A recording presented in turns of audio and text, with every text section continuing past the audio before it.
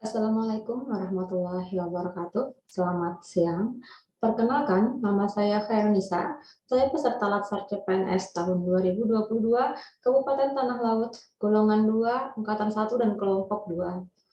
Saya akan mempresentasikan analisis isu kontemporer yang berkaitan dengan kebijakan puskesmas dengan menggunakan pendekatan APKL, USG, dan fishbone diagram. Selamat menyaksikan. Ibu hamil berobat harus membawa kartu BPJS jika ingin gratis. Tidak bisa hanya pakai KTP karena sering sekali terjadi adanya double need. Jadi, pasien BPJS yang berobat ke puskesmas harus membawa kartu BPJS. Yang kedua, ibu hamil yang ingin minta rujukan USG memakai kartu BPJS yang diberikan pemerintah atau penerima bantuan iuran, rujukannya harus ke RSUD Haji Bojasim Lehari sebagai rumah sakit pemerintah. Tidak bisa, kita rujuk ke rumah sakit swasta. Ketiga, ibu hamil anemia yang lambat membaik sehingga akhirnya tidak teratasi sampai persalinan. Kasus yang keempat adalah suami yang tidak ikut serta pada kelas ibu hamil. Untuk aktualnya, untuk isu yang pertama poinnya 5. Kenapa? Karena sebelum BPJS ini bisa meratakan, dulu kan ada SKTM, jadi pasien yang berobat ke puskesmas bisa membawa KTP saja karena NIK yang akan diinput untuk klaim puskesmas. Untuk problematikanya, isu tersebut memiliki dimensi masalah yang kompleks sehingga perlu dicarikan segera solusinya. Kenapa saya poinnya cuma 4? Karena misalkan pasien gawat darurat pun, rumah sakit akan memberikan waktu 3 hari, 3 kali 24 jam, untuk kasus gawat darurat, agar pasien bisa mengurus BPJS-nya. Untuk khalayaknya 5, karena itu tadi, semua pasien baru, khususnya pasien baru, rata-rata tidak mengetahui tentang hal ini. Kelayakannya 4, karena ini termasuk masuk akal, realistis, relevan, sering terjadi di masyarakat, dan memang harus dicarikan masalahnya, pemecahan masalahnya bagaimana, entah itu ada pemutihan data misalkan, jadi sudah dipastikan kalau pasien dengan NIK ini pasti punya BPJS ini. Nah, kemudian untuk isu kedua, ibu hamil yang ingin minta rujukan USG akan dirujuk ke RSUD Haji Bojasim jika pemegang BPJS menerima bantuan iuran. Sebelumnya mungkin ada isu di masyarakat bahwa pelayanan dari rumah sakit akan kurang apabila pasien tersebut memiliki BPJS dengan penerima bantuan iuran tersebut atau gratis biasanya. Nah, makanya mereka tuh mindset-nya nggak bagus tentang BPJS ini. Mereka lebih mau umum, padahal itu sangat memberatkan masyarakat. Apalagi perlu tindakan besar seperti seksia sesaria. Untuk aktual, problematika dan halayak poinnya 4, karena pasien BPJS, entah itu PBI, Mandiri, ataupun karyawan swasta, PNS sekalipun, misalkan dalam keadaan darurat, bisa langsung masuk ke UGD di rumah sakit manapun. Tidak perlu minta rujukan dari puskesmas. Kemudian kelayakannya poinnya 3.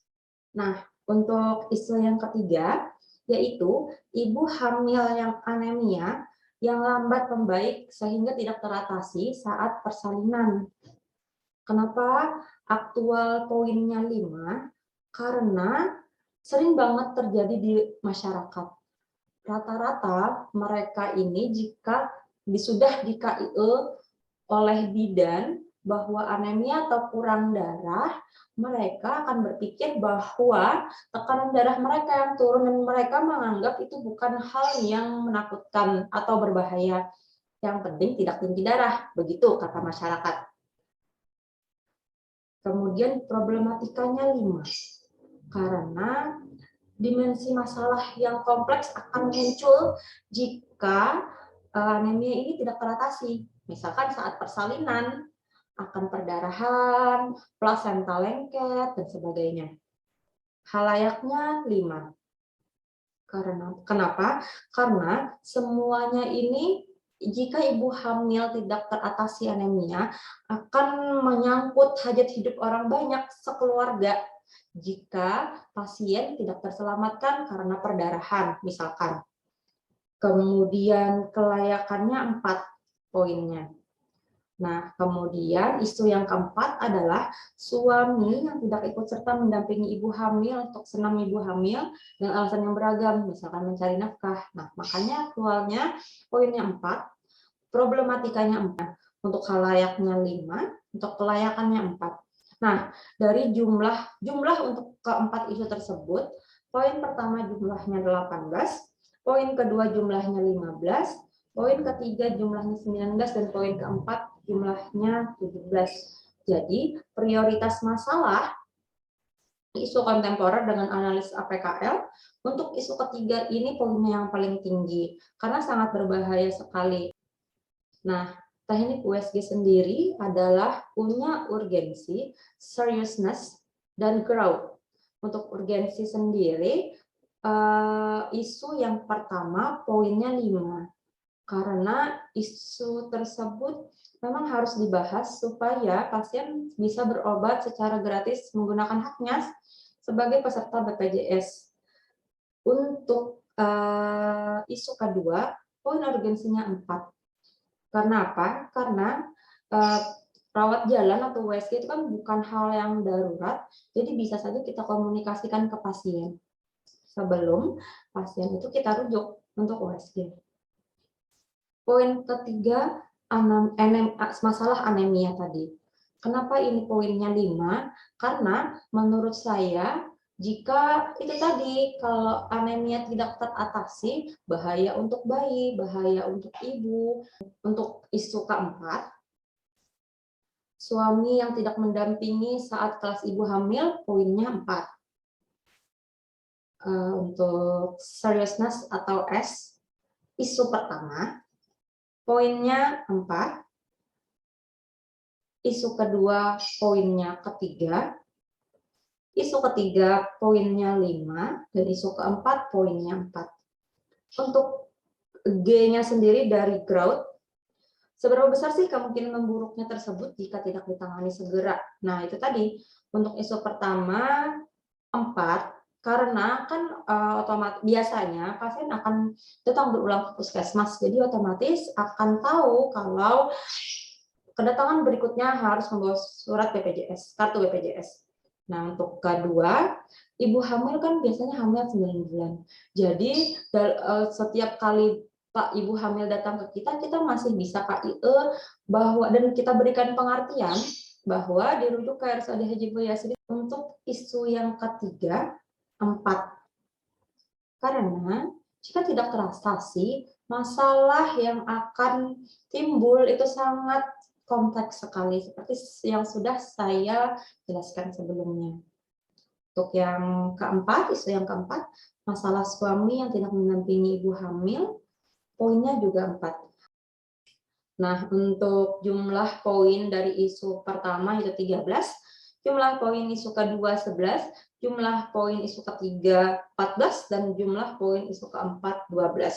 Jadi, untuk teknik USG sendiri, poin isu ketiga dengan poin 14 adalah yang harus pertama diselesaikan. Untuk fishbone diagram dari isu anemia pada ibu hamil yang tidak teratasi sendiri adalah sebagai berikut. Ada 4 faktor: ibu hamil, lingkungan, metode, dan screening. Nah, untuk ibu hamilnya sendiri, kenapa jadi banyaknya ibu hamil anemia yang tidak teratasi adalah satu, yaitu tidak meminum tablet tambah darah karena mual. Jadi peran kita sebagai tenaga kesehatan adalah mengedukasi pasien bagaimana cara meminum tablet tambah darah yang benar atau cara mengurangi mual karena mengkonsumsi tablet tambah darah. Nah, kemudian ibu hamil sering sekali menganggap enteng anemia. Kemudian dari faktor lingkungan juga berpengaruh karena kurangnya dukungan keluarga. Dukungan keluarga sangat penting karena mereka biasanya kan makan bersama. Nah, itu tadi keluarga kurang makan makanan yang mengandung zat besi yang tinggi untuk mengatasi anemia pada ibu hamil. Nah, untuk metodenya sendiri yaitu pemberian makanan tambahan yang kurang optimal atau salah sasaran. Nah, begitu. Kemudian belum ada pemberian obat cacing untuk ibu hamil karena salah satu penyebab anemia adalah cacingan pada ibu hamil. Kemudian masalah screening. Nah, tidak ada itu tadi screening cacingan kepada ibu hamil itu belum ada. Kemudian pemberian dosis tambah darahnya yang kurang akurat untuk ibu hamil. Jadi, karena ada sebab-sebab tersebut, jadilah akibatnya ibu hamil anemia yang lambat membaik, bahkan cenderung tidak teratasi sampai saat persalinan. Baiklah, sekian dari saya. Terima kasih sudah menyaksikan. Assalamualaikum warahmatullahi wabarakatuh.